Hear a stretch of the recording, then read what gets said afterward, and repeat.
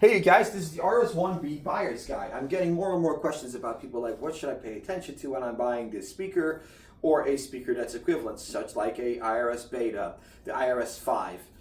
This applies to mainly the 4-tower systems of Infinity, let me just put it that way, because they use very similar drivers. So first of all, make sure that the system is complete. Make sure the controller is coming with it. IRS Beta has a servo controller. IRS5 has a servo controller.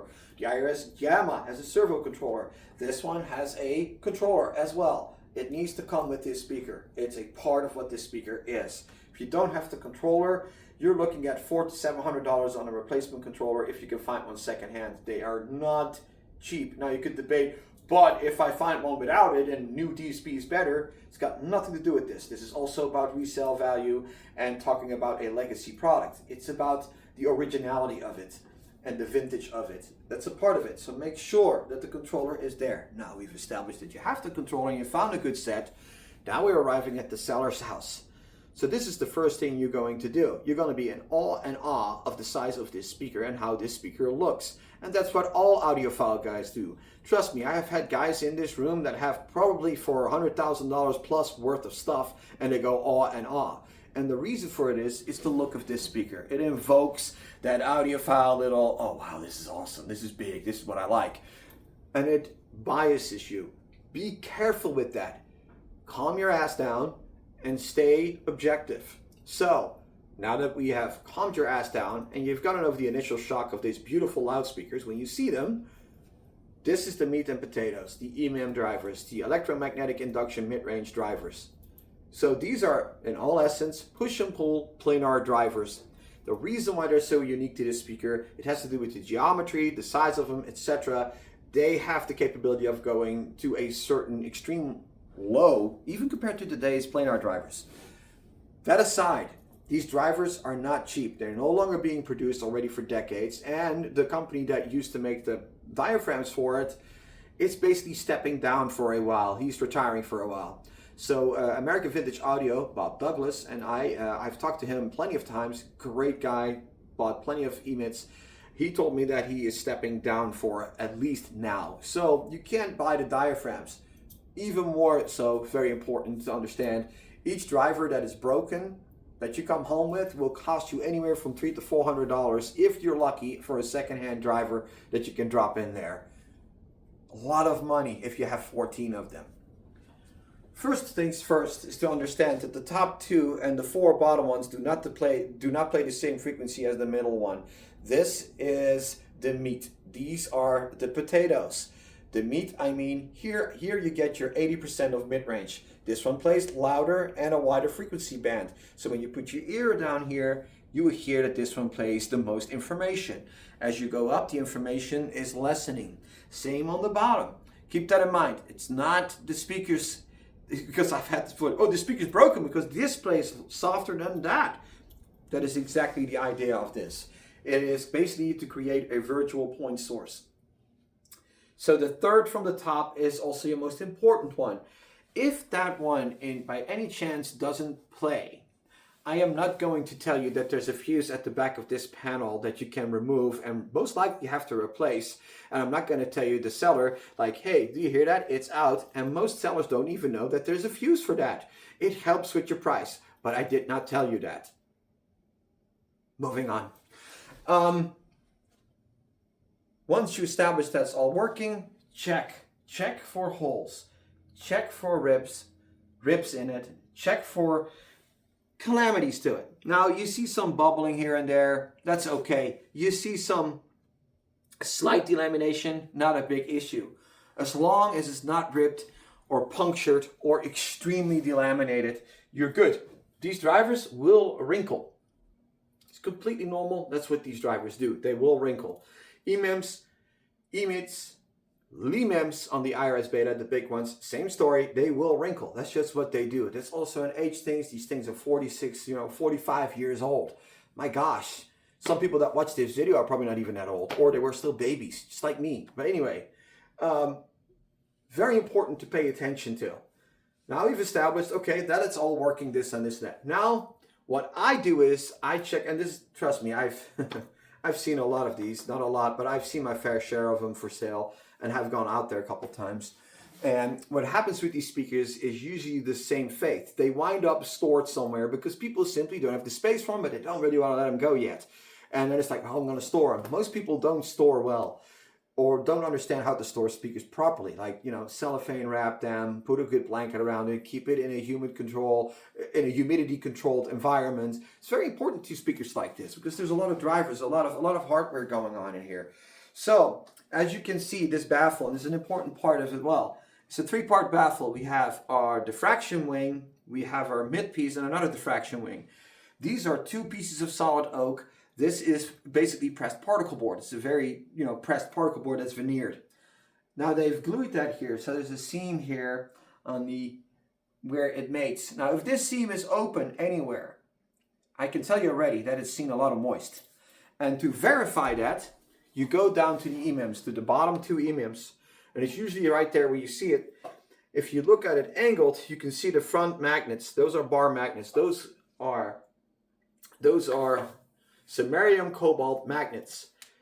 Samarium cobalt magnets are very susceptible to oxidation. It does not destroy them. It does not make them less magnetic. But especially on the top of the bar where you have the black, it might bubble up some oxidation. I have it on the other one there. It's seen some a little bit more moist. It's an important indicator. It shows you, okay, were they stored properly? Were they stored in a very moist environment? Important things that you might want to know as a buyer. Anyway, moving on, even if it's a little bit bubbled, if it's still functioning, don't worry about it. You can even scrape that off a little bit, repaint that a little bit, and it's okay.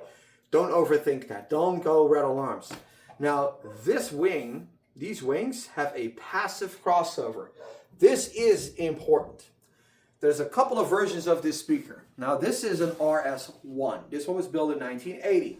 The RS1 has 2 L pads and 4 fuses for the arrays. Okay? So usually later on they protected this driver because these drivers kept on pooping out and they're expensive back in the day to build. So then you have the RS1B, which is the best version they've ever made. It's basically, you have 4 L pads, a little bit more control over the array and over the tweeters as well. And it has a better crossover in it. Now, most people that own this speaker, just like what this one happened, and you can verify this, ask the seller, and I know that sounds like a lot to ask, but not really if you think about what this speaker is. Ask the seller if you're allowed to take the 6 screws, they're just Phillips head screws, off of the top and take a look at the internal crossover. You can immediately tell if it's been redone, if it's been modified, if somebody messed with it, because there's a thing too, or whatever. That is not an awkward question. I did the same thing. The guy told me these were completely redone, and it was completely true. They did everything polycapped, everything was renewed, new air gap inductors, all kinds of stuff was done to it. It's a massive crossover. You don't have to be technical to look at it, but pull up a picture on your phone and just take a look at it, and also listen to what the seller has to say about it. You can immediately tell if the seller knows what he has or not. So if this is all good and kosher, you've already won, I would say, 90% of this battle, okay? Now we've determined that you have a good working RS so far. Let's go to the woofer towers. Now I'm going to go beside the woofer tower. I'm going out of frame a little bit. Now these woofers, there's a slightly older version of this speaker, as I remember, and it has normal roll surrounds. Now these are inverted surrounds. It's hard to see there. I'm sorry about that. These are inverted butylene surrounds. These are actually KLH1 woofers. Is what they are, die cast. These woofers, you will see, you can run your finger around this rim here. Don't go inside it, but outside it over the basket. And you can feel if there's any bubbles in there. You feel some unevenness, which is normal. I mean, that is just, years of being sunblasted and stuff, but you can feel if there's anything wrong with it. These do not rot, so you don't have to worry about that, as long as there's not too much UV on it. Also, indicator, if this is yellow, these woofers, they have seen a lot of sunlight. So that's something you might want to pay attention to for some who care. Other than that, you don't have much to look at here. If these woofers are all good, it's good. Now, what I would suggest to do is ask your seller, hey, am I allowed to test the woofers gently by pushing them in? You just grab a hand like this. Don't do it like this. I've seen idiots do this shit with one finger pushing in a woofer on one side of the woofer. You're going to really you're going to push it out of balance like that. Don't do that. Make a hand. Be respectful. It's still not yours.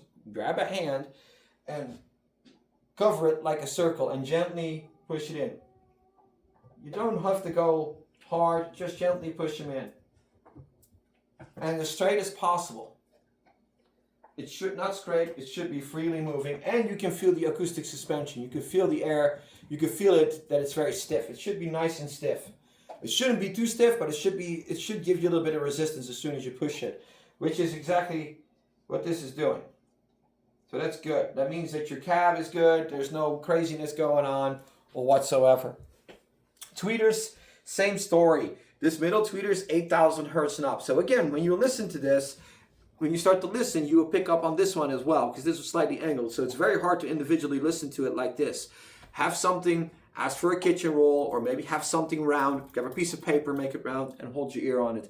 It's easier. Keep the volume down, because remember, if it's over there 60 dB, it could be way, way, way louder over here. You're still going to hurt your ears. So be careful with that. There's a distance here. So anyways, I think those are the most important parts to pay attention to with this speaker. Also goes for the IRS beta. Make sure that that the servo is working. Now with the IRS beta, there's one more thing you do different than with this speaker. With the IRS beta, it uses a master woofer, and the master woofer has an accelerometer on it. And the way to test it, to basically test the servo, all you have to do is gently call it the master woofer. I think it's usually the second one from the bottom or the top, I believe. You can look this up, and you gently push it in. If you push it in gently, the whole tower should correct itself. It should start moving. If it doesn't move, the servo is not working. Okay? If the whole tower starts to move in unison, then you know that the servo is working, because it's getting that weird signal of, hey, there's something going on here on the master woofer. It's not reading right. We need to correct that. Don't go pushy, just a little gentle push, and you can see what that whole tower is doing. It's a very good way of testing your servo, the easy way without any tools or whatsoever. With this speaker, it's different. It uses a MFB, so emotional feedback signal. It's a little bit different. It works with impedance instead of an accelerometer. So I think I've covered it all. I've tried to be fast. I know it's a lot, but it's very important. When you buy a speaker like this, the parts are more scarce. The emits are still plenty of available. As I said, if you see wrinkles in emits, it's completely normal. There's nothing crazy about that. As long as they work, don't worry about it. That's just what these drivers do. They wrinkle a little bit. That's normal. It's an infinity thing. Everybody knows that. But it is very important on the functionality. Also, if a driver is not working, like I said before to you, you can either be honest about it, or you might want to check it beforehand. So if you can check the fuses, right? But 9 out of 10 times, when I bought this speaker, this one was out. The owner didn't even know. You listen to the speakers without this, which is crazy to me because you can hear it. But, check it, because they do get text, I noticed. Every set I've had so far, and there's 2 sets I've had. I've been looking at 3 sets before that. After that, I looked at another set that was really in bad shape. People crank the shit out of these speakers with the wrong amps and with the wrong stuff, and then you wind up with that. Luckily, it is fuse protected, but definitely check it. So, well, guys, for whoever is in the market for an RS1, RS1B, or an IRS, that's what I would do. I would follow these steps. I wouldn't say to a T, but it's still the same you do with any speaker. You do a visual inspection. You do your driver inspection. But with these, there's a couple of things you want to pay note to. So, well, guys, there you go. Hopefully this helped a little bit. Hopefully it's a good video for y'all, and see you in the next one.